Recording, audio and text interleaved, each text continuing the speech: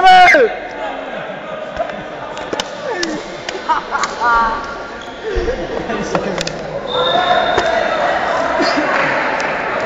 Sper că Ștefanie, că nu vreau să te bași pe tine în cadru.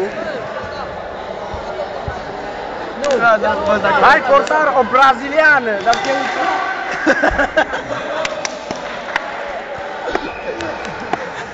Dirigează-i, așa, pe la sens să facă. Să facă sensul, exact. Să facă sensul, prioritate de dreapta.